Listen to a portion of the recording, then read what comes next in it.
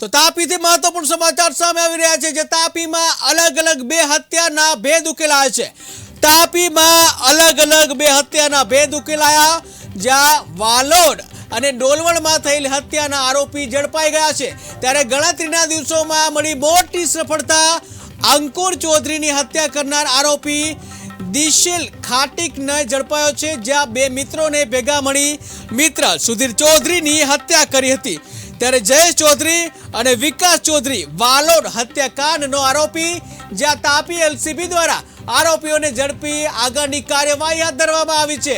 તો મહત્વપૂર્ણ સમાચાર સામે આવી રહ્યા છે જ્યાં આ સમાચાર છે તાપીના જ્યાં અલગ અલગ બે હત્યાના ભેદ ઉકેલી નાખવામાં આવે છે। વાલોડ અને ડોલવણમાં થયેલી હત્યાના ભેદ ઉકેલાય છે। આરોપીને ઝડપી પાડવામાં આવ્યા છે। 17/3/2024 ના રોજ વાલોડના કોસંબિયા ગામમાં મર્ડરનો બનાવ બનેલો છે। મર્ડર અને પુરાવાના નાશની કલમનો એમાં ઉમેરો કરવામાં આવેલો છે।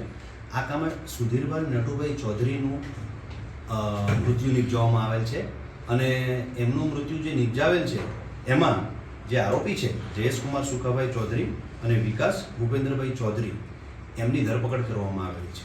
ડોલવણ ગામે તારીખ 2 અને 13ની મધરાત્રિએ એક હત્યાનો બનાવ બનેલ જેમાં આ કામે અંકુરકુમાર મહેશભાઈ ચૌધરીની હત્યા થયેલ હોવાનું ફલિત થયેલ।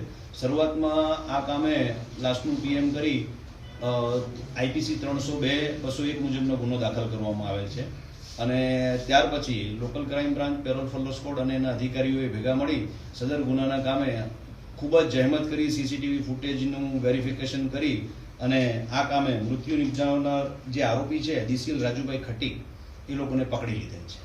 હત્યા કઈ રીતના કરવામાં આવી હતી અને શું કારણ હતું? આ કામે હત્યાનું કારણ જોવામાં આવે તો 2.5 થી 3 કલાક બંને આરોપી સાથે ભેગા હતા। એમણે સાથે નાસ્તો કર્યો અને નાસ્તો થયો ત્યારે જ એ લોકો વચ્ચે ઉગ્ર બોલાચાલી થઈ। એ બોલાચાલી થતા થતા પિક્ચર જોવા બાબતે અને બોલાચાલી થતા થતા એમની વચ્ચે ઝપાઝપી થવા લાગી।